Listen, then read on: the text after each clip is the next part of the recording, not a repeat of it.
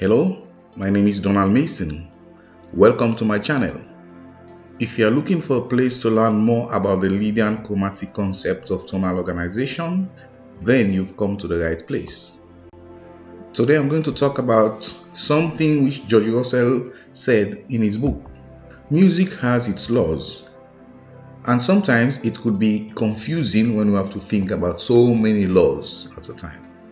In his book, Russell said, "The higher the law, the fewer number of subjective laws, hence the greater degree of freedom. Freedom is not the absence of law, but rather the prevalence of a higher objective law superseding the existence of a plethora of lower, more subjective ones. A plethora is a very large amount of something, especially a larger amount than you need, want, or can deal with. In harmony, we have a very large amount of rules and regulations which can be confusing."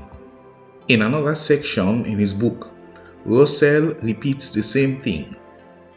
I quote, "In the Lydian chromatic concept, you are under the law of tonal gravity, and gravity is a huge law. The bigger the law, the greater the freedom. Freedom is not the absence of law.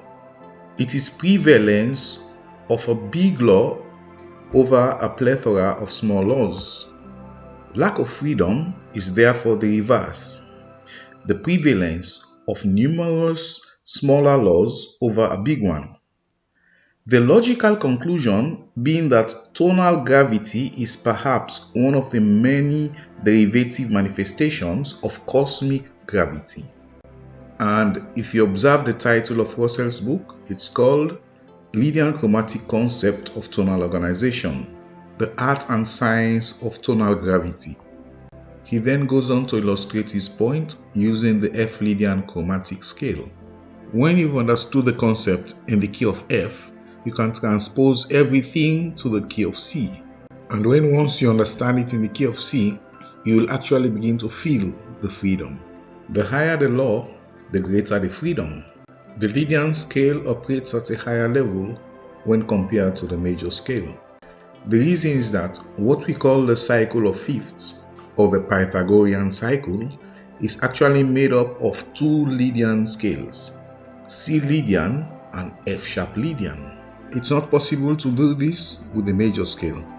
The major scale does not form part of the higher organization of the 12 tones.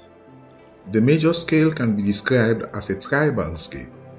The only reason the major scale became popular is that it was a scale which was used by 17th century musicians, great musicians. There's nothing wrong with that, so that's why we're still using it, because their culture came to dominate the world. For more details, I advise you to go back and watch one of my videos on this topic.